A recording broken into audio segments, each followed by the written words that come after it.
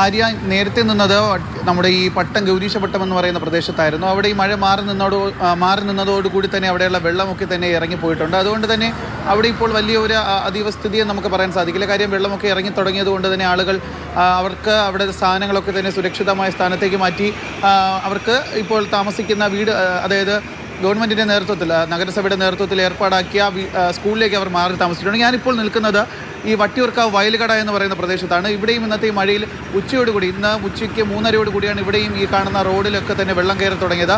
ഈ സമീപത്തുള്ള വീടുകളിലേക്കും അതുപോലെ തന്നെ കടകളിലേക്കും ഒക്കെ തന്നെ വെള്ളം കയറി വലിയൊരു സ്ഥിതിയാണ് ഇവിടെ ഉണ്ടായിരുന്നത്. കഴിഞ്ഞ കുറച്ച് മണിക്കൂറുകൾക്ക് മുൻപ് വരും ഇവിടെ ഒരു വാഹനം പോലും കടന്നു പോകാത്ത രീതിയിലുള്ള ഒരു വെള്ളക്കെട്ടായിരുന്നു ഈ ഒരു പ്രദേശത്തുണ്ടായിരുന്നത്.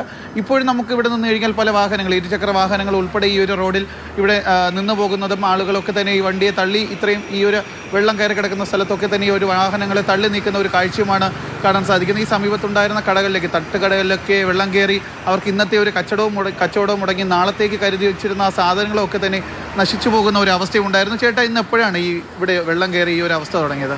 അതായത് 2 മണി തൊട്ട് പെയ്യാൻ തുടങ്ങിയ മഴയാണ്. 3 മണി തൊട്ടെന്ന് പറയുമ്പോൾ കംപ്ലീറ്റ് എന്ന് പറയുമ്പോൾ റോഡിൽ തന്നെ ഏകദേശം എന്ന് പറയുമ്പോൾ ഒരു 4 അടി കൂടുതൽ വെള്ളം ഉയർന്നു. അതിന് നമ്മുടെ കടകളിലൊക്കെ എന്ന് പറയുമ്പോഴത്തേക്ക് വണ്ടികളൊക്കെ പോകുമ്പോഴത്തേക്ക് കംപ്ലീറ്റ് അടിച്ച് കയറി ഞങ്ങൾ കടകളിൽ ഞങ്ങൾക്ക് നിൽക്കാൻ പറ്റാത്ത ഒരു അവസ്ഥയായിരുന്നു. അല്ലെങ്കിൽ സാധാരണ എന്ന് പറയുമ്പോൾ നമുക്ക് ഇതുപോലെ പിന്നെ മഴ ഇതുവരെയൊക്കെ ഇങ്ങനെ പെയ്തിട്ടില്ല. ഈ കച്ചവടത്തിനായി വെച്ചിരുന്ന സാധനങ്ങളൊക്കെ തന്നെ ഈ വെള്ളത്തിൽ നശിച്ചു അല്ലേ? കംപ്ലീറ്റ് നശിച്ചു പോയി എന്ന് പറഞ്ഞാൽ നമുക്കതായത് പറഞ്ഞാൽ ഇന്നത്തെ ഒരാഴ്ചക്കുള്ള സാധനങ്ങൾ ഒന്നിച്ച് ഞങ്ങൾ പോയി മേടിക്കുന്നത്. ആ സാധനങ്ങൾ കംപ്ലീറ്റ് എന്ന് പറയുമ്പോൾ മാവ് ഐറ്റങ്ങൾ, പഞ്ചസാര, ഇതുപോലെ മറ്റുള്ള ഐറ്റങ്ങൾ ഞങ്ങളെല്ലാം പോയി ഒന്നിച്ചെടുക്കുന്നത്. അപ്പോൾ ഈ സാധനങ്ങളെല്ലാം എന്ന് പറഞ്ഞാൽ കംപ്ലീറ്റ് നഷ്ടപ്പെട്ടു പോയി.